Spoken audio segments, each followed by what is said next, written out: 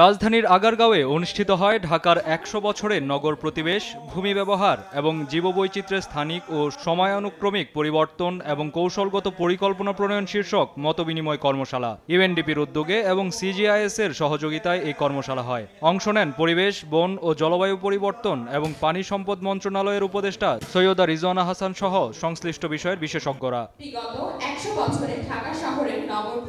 কর্মশালায় ঢাকায় হারিয়ে যাওয়া জীববৈচিত্র্য এবং এর পরিবেশগত বাস্তুসংস্থান নিয়ে আলোচনা করেন আগত বিশেষজ্ঞরা। একই সাথে বর্তমান পরিস্থিতিতে রাজধানীর প্রাকৃতিক পরিবেশ রক্ষায় করণীয় নিয়ে কথা বলেন তারা।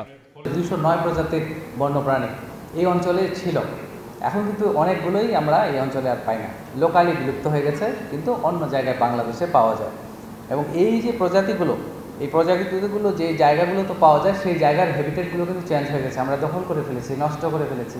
আমরা আমাদের যে মাস্টার প্ল্যান সেটা করছি, সেখানে আমরা সেই রাস্তাগুলো এবং এই জোন এলাকা সব জায়গায় এগুলো বড় রাখছি আমরা, যাতে করে ভবিষ্যতে যে বিল্ডিংগুলো হবে, যাতে করে সেই বিল্ডিংগুলো এমনভাবে করা হবে পর্যাপ্ত খেলার মাঠ থাকবে, আমাদের রাস্তাগুলো বড় হবে এবং যাতে আমাদের জীবনমান আরও উন্নত হয়।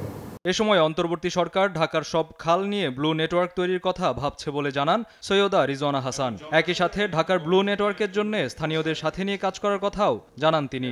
ঢাকার খালগুলোকে দিয়ে একটা ব্লু নেটওয়ার্ক করা যায় কিনা, আমরা অতটা সময় পাবো না যে সবগুলো খালকে একবারে ব্লু নেটওয়ার্কের আওতায় নিয়ে আসতে, কিন্তু আমার হাতে কিন্তু এখনো কোনো কর্ম পরিকল্পনা নাই। এই খাল নিয়ে আজকে কত বছর যাবৎ কথা বলা হচ্ছে, কেউ বলে 50টি খাল, কেউ বলে 46টি খাল, কেউ বলে 38টি খাল।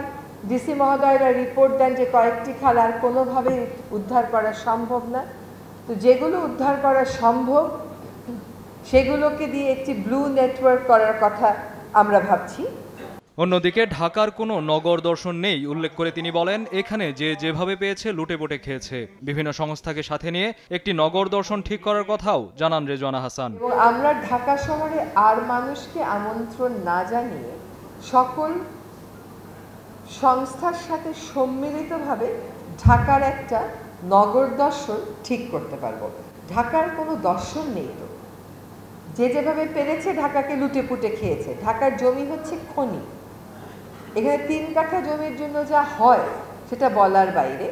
অনেকেই দুই একজন হয়তো পূর্বাচলের কথা বলেছেন। দেখেন, পূর্বাচলের দ্বিতীয় ফেজটা, আমি প্রথম ফেজের কথা বলছি না, আমার বিবেচনায় এটা একটা ইকোসাইড করেছে রাজু, একেবারে ধ্বংস করেছে একটা বন ব্যবস্থাকে। এখন ওখানে যে একটা প্রাকৃতিক বন ছিল, সেই প্রাকৃতিক বনটাকে সেটাও তারা রাখতে চায়নি, বহু মামলা মোকদ্দমা করার পর রাখা হয়েছে।